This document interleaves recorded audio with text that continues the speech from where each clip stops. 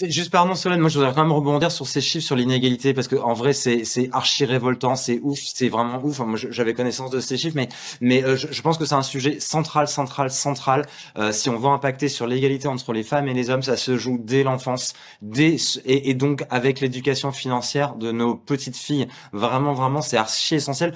Alors, toutes les trois, je pense que vous le connaissez, mais la théorie des pots de yaourt, mais peut-être si je peux me permettre de la synthétiser pour peut-être les auditrices, les auditeurs qui le connaissent pas. Mais en fait, la théorie des pots de yaourt, on se rend compte qu'elle commence déjà à la petite enfance avec cette histoire d'argent de poche. La théorie du pot de yaourt, ça dit que, en gros, l'homme gagnant majoritairement plus que les femmes, l'homme investit dans tout ce qui reste, la maison, la voiture. En gros, si on synthétise, et la femme sur le consommable.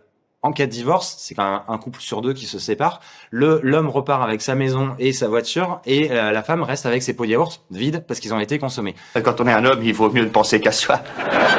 N'oublie jamais, un homme est un homme tout au long de sa vie. Et une femme est sexy jusqu'au jour où tu te maries avec elle.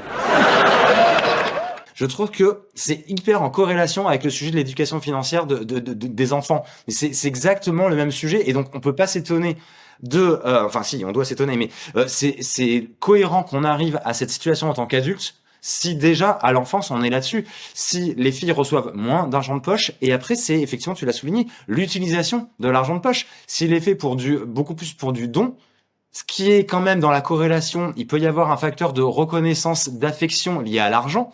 C'est quand même un peu ça aussi qui est sous-entendu. Donc, c'est la construction de croyances et de stéréotypes, hein, pour les femmes, enfin pour les jeunes filles versus pour les garçons. Et pour moi, c'est absolument dramatique. Il faut absolument casser ça. Il faut vraiment passer. Enfin, je déteste le il faut, pardon, mais ça serait très bien de passer du temps à l'éducation financière de nos enfants.